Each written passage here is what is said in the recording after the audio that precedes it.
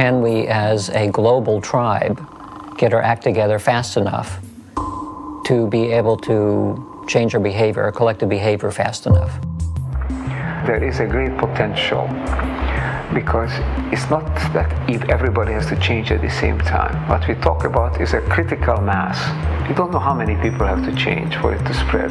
But the fact is that when people begin to think differently, begin to act differently, that has an effect on others, it spreads. Scientists at RPI have found that when just 10% of the population are deeply committed to an idea, their idea will always be adopted by the majority of the society. Now, what's interesting is their mathematical model shows that it's like a spontaneous leap. That is, below 10%, there is no visible progress. However, above 10%, the idea spreads like wildfire. I don't think it's going to occur first on the whole among the leadership, neither political nor business leadership.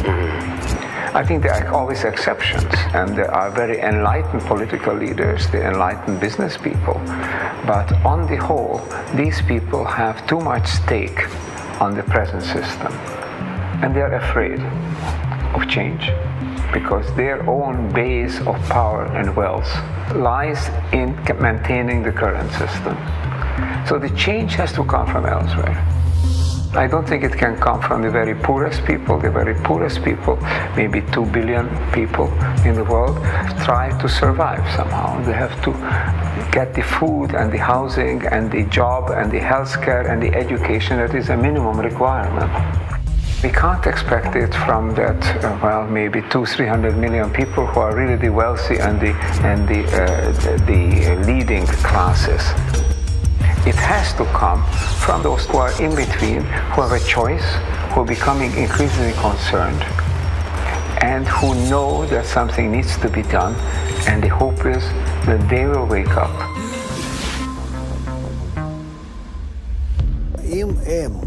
If there are people who are aware that the world must become integrated, then the question is, can they come together? Can they make the initial step towards this? I think the problem with global crises is that from each individual's point of view, it becomes difficult to know what do I do about it. When I say my ego and transform my ego, it's an illusion. How can I transform my ego when I'm dependent on so many other egos?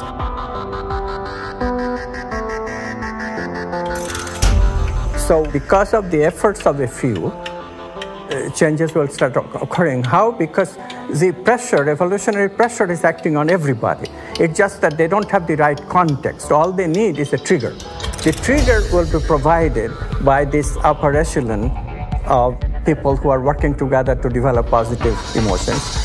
So they affect a much bigger number than is indicated by the little community that started it. So one little change in one little community can affect a much larger human community, and the interconnectedness that we have through the internet, interconnectedness of the ego, all of a sudden, without even knowing that it is doing so, will change and establish itself, and therefore changes can come very fast.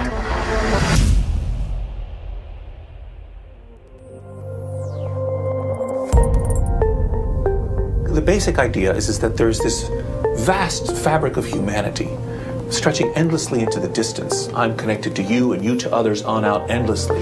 Your actions can influence the actions and feelings of others around you, which in turn then can spread to still others and then to still others. If you tell someone they don't influence anybody, they're not going to do anything.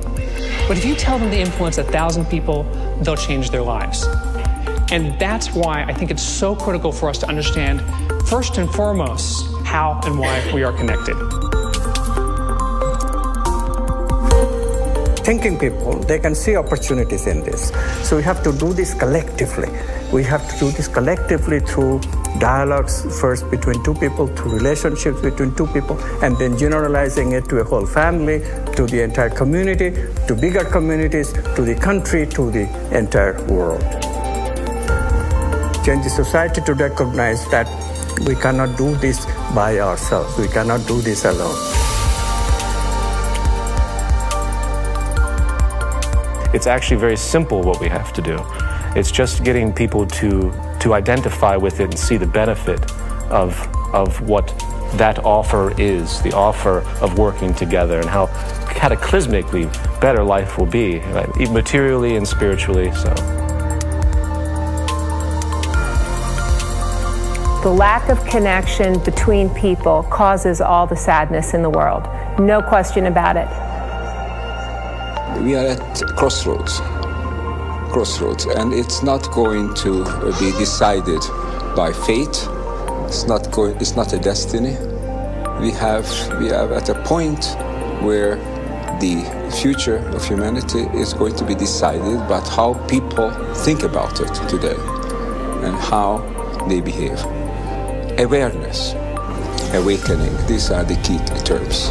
We have a chance to change. One thing we have to recognize is that to change is no longer a question whether or not. Change is coming. The only question is whether it's coming unexpectedly and abruptly on us so that we can't do much about it, we become victim of it, or whether we can anticipate it, create those major changes that will bring about a better future. And that is the unprecedented task of the generation now living.